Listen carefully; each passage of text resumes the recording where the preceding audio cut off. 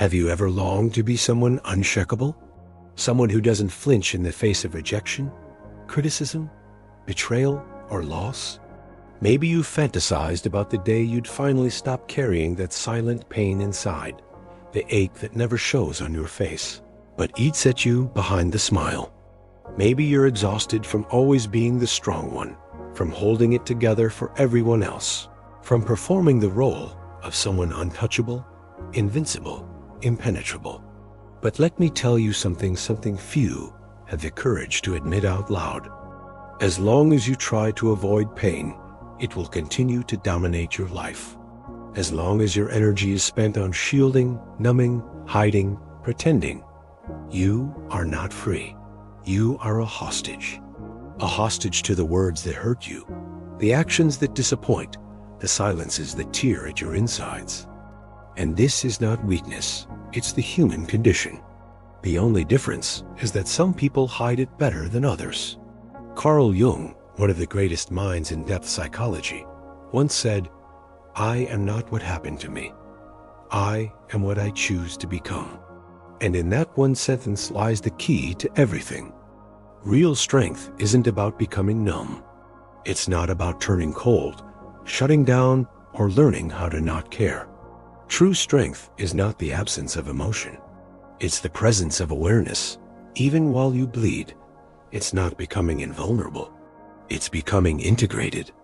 When you stop trying to hide from what hurts, when you allow your darkness to come into the light, that's when transformation begins. You see, most of us live our lives trying to maintain an image, a carefully crafted persona that keeps us safe. We think if we're good enough, strong enough, kind enough, we'll avoid being hurt. We think we can control how the world treats us. But control is an illusion. And the longer you chase it, the more tension you create inside yourself, trying to predict the unpredictable, trying to prevent the inevitable. If you want to stop suffering, stop running from suffering. What you need is not more control, it's more awareness. The things that hurt you aren't inherently powerful. Their power comes from the wounds they activate inside you, the ones you haven't faced, the abandonment that was never healed, the humiliation you buried, the insecurity you covered up with achievement and performance. That's where the pain lies, not in the world, but in you. Jung showed us that what we suppress doesn't disappear. It just waits, buried, growing stronger. And it shows up not as random misfortune, but as patterns, as sabotaged relationships, as unexplained anxiety, as explosive reactions to small things. The world isn't doing this to you. Your unconscious is. And that's why the illusion of strength is so dangerous. Because what looks like strength for the outside, stoicism, pride, toughness, can actually be a mask for deep emotional fragility. But that mask can be removed. And when it is, what lies beneath isn't weakness. It's the beginning of real power. Not the power to dominate others, but the power to no longer be dominated by yourself. And that's what this journey is about. Because until you confront your pain, you'll be ruled by it. Until you make peace with the parts of yourself you're ashamed of, you'll keep living to avoid being seen. And until you stop trying to be untouchable, you'll never know what it's like to truly feel whole. This is where we begin, not with more control, but with surrender, with awareness, with honesty, and above all, with the courage to look within. You've been told your whole life that you're in control, that your choices shape your destiny, that if you work hard enough, stay strong enough, think positively enough, you'll master your life. But here's a hard truth. You are not in control. Not as long as your unconscious is running the show. Carl Jung warned us, until you make the unconscious conscious, it will direct your life and you will call it fate. Let that sink in. Most of what drives you, your fears, reactions, choices, is not happening in the light. It's happening underground, in the shadows of your mind, in places you've avoided, looking for years. That sudden sadness you can't explain, That flash of anger that feels bigger than the moment. That pattern you keep repeating, no matter how hard you try to break it. These are not flaws. They are signals, echoes from within. They're not random. They're coming from you, from parts of yourself that you've silenced, forgotten, buried. And the truth is, you didn't bury them out of malice. You did it to survive, to keep moving, to function. But survival is not the same as freedom. The unconscious is not just a fog of past memories. It's an active force. It's the story behind your pain. The old rejection that still whispers, "You're not enough." The childhood wound that screams in every moment of silence. The self-hatred that hides behind perfectionism. And as long as you keep avoiding it, it will continue to sabotage your life quietly, invisibly, but relentlessly. You ask yourself why certain words feel like knives, why some people's presence shakes you to your core. It's because they don't hurt you. They activate something already broken inside you. You're not reacting to them. You're reacting to you, to your history, your unhealed pain. And if that pain is still alive, it means you've never truly faced it. Jung said, "We cannot change anything until we accept it." Condemnation does not liberate, it oppresses. You've tried to silence parts of yourself through judgment, through shame, through pretending it doesn't exist. But the unconscious doesn't go away when ignored. It grows teeth, and it shows up as depression, anxiety, broken relationships, emotional spirals you don't understand. That's not bad luck. That's not weakness. That's a wake-up call. Your unconscious is not your enemy. It's your map. The problem is, you've been walking blind. Do you want to stop being broken by the same patterns? Then stop blaming the world. The pain isn't outside, it's inside. And as long as you remain disconnected from your own inner landscape, you'll keep being hurt by things you don't even understand. But there is a way out. And it's not about defending yourself from life. It's about meeting yourself fully, completely, unflinchingly. Because once you know what's inside you, no one can use it against you.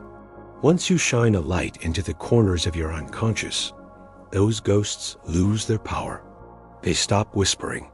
They stop haunting you. Because they've been seen. The journey to becoming whole doesn't start by becoming stronger. It starts by becoming honest. Honest about what's been buried. What still hurts. What still controls you. Because that's what real strength looks like. Not numbing, not pretending, but knowing yourself so deeply that nothing from the outside can unseat you. Because you've already faced what's within. Most people think the way to survive this world is to harden, build walls, wear armor, say things like, "I don't care anymore," or "nothing gets to me." They convince themselves that shutting down emotionally is strength. That detachment is power. But the truth? It's not strength. It's fear wearing a mask. You don't become strong by pretending not to feel. You become strong by knowing exactly what you feel and why. You become unshakable, not by building distance from the world, but by closing the distance between you and your own truth. Carl Jung put it clearly. Know all the theories. Master all the techniques. But when you touch a human soul, be just another human soul. And the first soul you need to touch is your own. You see, we spend our lives playing roles. We wear masks of confidence, of competence, of indifference. And sometimes we fool others. But inside, a war still rages. A part of us is screaming to be seen, not just the strong parts, but the fragile ones, the scared ones, the shameful ones, the ones we've locked away. Real emotional strength has nothing to do with ignoring pain. It's about turning toward it, with curiosity, with compassion, with the courage to say, "I see you. You are a part of me, and I will no longer run." Because when you stop fearing your shadows, they stop chasing you. You don't become untouchable by denying your wounds. You become untouchable by integrating them. You become someone who doesn't overreact, not because nothing hurts, but because everything has already been processed. You've seen your pain, felt it, lived through it. You don't flinch anymore because there's nothing hidden left to fear. This is what Jung called individuation, the process of becoming whole, not perfect, not emotionless, whole. It's not about becoming someone new. It's about uncovering what's already there beneath the roles, the trauma, the survival strategies. It's about becoming who you were before the world told you who to be. Jung made it clear, individuation is not a process of perfection, but of integration. You're not here to become someone flawless. You're here to become someone real. And here's the secret. The more you run from pain, the more it hunts you. The more you pretend to be unaffected, the more fragile you become. But when you stop running, when you face it head-on, suffering loses its grip. You stop reacting to everything. You start choosing, observing, responding from clarity, not compulsion. And yes, this takes courage, real courage, because it means dropping the armor, feeling what you've numbed, touching the parts of yourself you swore you'd never revisit. But it's in that very pain that your transformation begins. That's the paradox. The thing you thought would destroy you, the fear, the sorrow, the shame, is actually the doorway to your power. You don't become free by escaping it. You become free by passing through it. This isn't a call to be more sensitive. It's a call to become more conscious. To stop performing and start integrating. To stop hiding and start inhabiting yourself. Because when you face your pain without armor, you don't just survive, you begin to live. You were taught to hate pain, to see suffering as a failure, as a sign of weakness. Since childhood, you've been trained to run from it, silence it, numb it, distract yourself. And yet, no matter how fast you run, pain always catches up. Why? Because pain is not your enemy. It's your messenger. Carl Jung didn't see suffering as a mistake. He saw it as a call, a voice from the deepest layers of your psyche, your unconscious, trying to wake you up. He said, depression is like a woman in black. If she turns up, don't shoo her away. Invite her in, offer her a seat, and listen to what she has to say. But most people don't listen. They medicate. They scroll. They stay busy. They avoid the conversation that could change everything. They avoid themselves. You see, suffering is sacred because it brings you face to face with everything you've refused to confront. It's the moment the mask cracks. The illusion breaks. And underneath, you find the part of you that has been begging for your attention. The child you silenced. The anger you swallowed. The grief you never gave time to heal. Pain is the language of transformation. It tells you where the wound is. It tells you what needs to be let go. But it only speaks to those who are willing to listen, willing to sit in the dark and not rush to escape. And this darkness, it's not a dead end. It's a portal. The breakdown is the breakthrough. When everything falls apart, your identity, your plans, your certainty, it leaves room for something real to grow. The ego dies, yes, but the self begins to emerge. That's why Jung said suffering is not the end of the road. It's the beginning of individuation, the beginning of becoming who you truly are, not who you pretend to be, not who others need you to be, but who you are beneath the layers, the armor, the performance. But here's the hard part. Most people never make it through. They give up in the valley. They turn back when the pain becomes too loud. They go back to the surface, to the performance, to the fake smiles and quiet desperation. But not you. If you're still here, it means you're ready to cross. You're ready to stop resisting the fire and start letting it burn away what no longer serves you. Old beliefs, old roles, old versions of yourself that kept you small. This is the sacred death before rebirth. It's not poetic, it's brutal, but it's necessary. Because on the other side of suffering is not numbness. It's clarity, power, wholeness. And that's why pain is not punishment. It's precision. It's the exact medicine your soul needs, even if it tastes like poison at first. So ask yourself, what is your pain trying to teach you? What have you been running from that now stands directly in front of you? Because when you finally stop running, you'll realize something powerful. The thing you feared most is not your destroyer. It's your liberator. Now that you've come this far, there's one final truth you must understand. Nothing, absolutely nothing, will protect you from the pain of life if you remain unconscious to what lives inside you. You can build walls, wear masks, perfect your persona, but if you don't know yourself, the world will always find a way to hurt you. Carl Jung said it clearly. What you resist persists. What you accept transforms. Most people resist themselves. They resist their fears, their grief, their insecurity. And so these things continue to rule them from the shadows. You've spent your whole life trying to avoid what you feared would destroy you.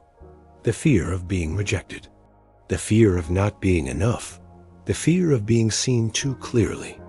And yet, none of that has brought you peace. Only exhaustion. Only a fragile calm, easily broken.